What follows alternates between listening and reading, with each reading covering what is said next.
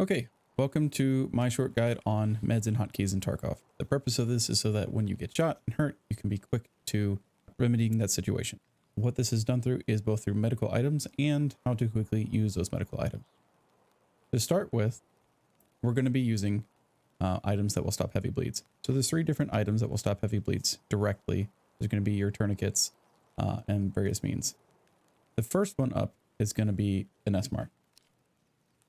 It's a one-use item that takes 5 seconds to use, followed by the cat hemostatic, which takes 3 seconds to use, and the hemostatic applicator that can be used 3 times and only takes 3 seconds.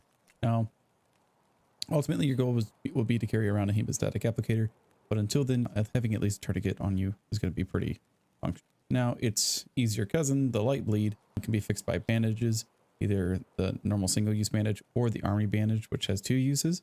And ultimately later on, you'll use the larger healing kits to heal those. Next up on the injury list is fractures, and you can fix those via one of 2 means, typically. You have your standard splint, and then you have an aluminum split, which has 5 uses. Now we're going to talk about the healing items. You have a good amount of items to choose from. Your standard ones are going to be your AI2 med kits. They'll heal 100 of your health pool. You have a couple ways of using your med kits as you need to. You can right click them and select use, and it's just going to arbitrarily pick one. There's a strategy to it. It'll usually pick the most injured one. Or you can click on the health tab and then drag the item over the section that you want healed. So if you want to heal your thorax as opposed to something else that might be more injured but less lethal if you were to get shot there again, you can just click the item and drag over it, and that'll take care of it for you. Next up after the AI2 is the car kit. It's a 2-slot item. It has over double the healing though, and it can also stop light bleeds for 50 HP. So if you were to use a light bleed stoppage on it, it would drop it to 170, and it would also start healing your item or your limb for more of the damage that was taken care of. After that, you have 3 items that are kind of all the same function with just various stats amongst them. Salewas are 2x2s or 2x1s that have 400 HP. They can stop heavy bleeds for 175 HP. They'll stop light bleeds for 45 HP. The use time is 3 seconds, that kind of stuff. You have IVACs and AVACs that are kind of the same thing. IVACs are 300 HP, AVACs are 400. They're going to be different amounts that they heal for.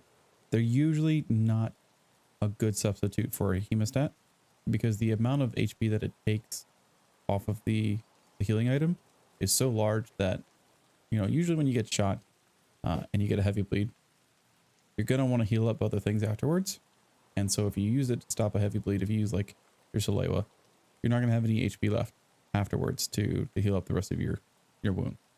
So it's usually pretty pertinent that you don't use these for heavy bleeds. If you select to use these while you have an heavy bleed active, it's going to attempt to try and fix that first. So almost always you should use a hemostat before actually using your AVACs or your Salewas so you don't run into that situation. After your heals, we got 2 other types remaining. We have surgery kits and we have painkillers. So when you're walking around and you have blackened limbs, they have various adverse effects. And we won't get into all of them here, but you can see without my legs, I'm just shuffling along. If I were to ADS, it would be very, very jumpy all over the screen. So your 2 options are going to be a CMS kit, which has 5 uses, and Surf 12 kit, which has 15 uses. The other differences between the 2 is like surf kits will remove fractures. That's not typically what they're used for. Surf kits take 20 seconds. They're a little bit longer. CMS kits take 16 seconds. However, CMS kits will heal you for less max HP. So whenever you heal a limb, you're going to lose some of the max HP off your limb. You see here on the legs, there's 65 HP. When the CMS kit finishes, it will have significantly reduced value. It'll be less than half the total amount. Here you can see that the HP is now set down to 27 out of 65. And if I were to use it again, I would lose more than half it again. So the next time a CMS kit were to go off, it would probably be something around 13. Now using a surf kit, which does take longer and it occupies more space, it will heal you for a significantly larger amount of your max HP. So you can end up with somewhere around 90% of what the value originally was or higher. And here you can see we dropped from 65 down to 54. So now let's talk about painkillers. You have a few options here, but they're mostly there to stop or prevent you from experiencing adverse effects. When you lose legs, you start hobbling. When you lose arms, it's harder to aim. When you get shot in the head, there's contusions that make you horribly. If you have fractures, you'll experience pain. And so what we want to do is try and prevent that a little bit by using these painkillers that will remove the pain effect, which is their primary cause. Now the first one, the painkillers, the four use painkillers, they're your cheapest options, and they're really honestly just bad. They are there if you don't have any other choice, but you should seek to replace these as much as possible. They're not worth a lot intrinsically, so you don't need to go around picking them up unless you have no painkillers. And they only last 80 seconds, which is not a long time. They also have an adverse effect of sapping 17 of your hydration, which is going to make the rest of your raid worse if you have to use these a couple times. After that, we have 3 of the more upper tier medicines. You've got Golden Star, you've got ibuprofen, and you've got Vaseline. Now they each have their own ups and downs. They cost different amounts of energy and hydration. They last for different amounts of time, but they all kind of do the same thing and serve the same purpose. Whichever one you like using, you're not wrong in using it. At least for right now, unless they change them again to make them a little bit more tougher and put kind of a tiering to them. Right now, they just all have slight trade-offs. Use times, different amounts of HP or energy and hydration that are sapped, and so on. You know, but these guys will last you for around 5 minutes, 6 minutes, depending on the one that you're using. It's a pretty good use time. There's a few other things out there. One is a morphine injector. I'd recommend you guys getting used to this. If you find something like this in raid, it's really helpful because its use time is 2 seconds. So it's very quick to pop, and it does have some pretty negative effects to it. But if you get shot and you're not meted up, this is your way of being able to stay alive. So if you get shot in your leg and you start walking, it might be 6 or 7 seconds for you to use your normal painkillers. A morphine applied to a hotkey, you can use it in 2 seconds and potentially survive the situation. So now let's talk about what I would keep and where I would keep it. Some of your meds are a little bit more expensive than others. And if you're working with a gamma container, it makes the choices simpler. But if you're working with an alpha container, you're only going to have a 2x2 slot to work with. Something I would almost always recommend is that if you find an upper tiered painkiller like ibuprofen, Golden Star, or Vaseline, that you keep it there. If you have aluminum splints, you can also place it there. Having a 5 out of 5 use splint is pretty helpful. You can't find them very often. You can buy them later on. So it's just nice to not have to worry about losing that. Your other 2 options that you can put in there are going to be your tourniquets and your health over time items.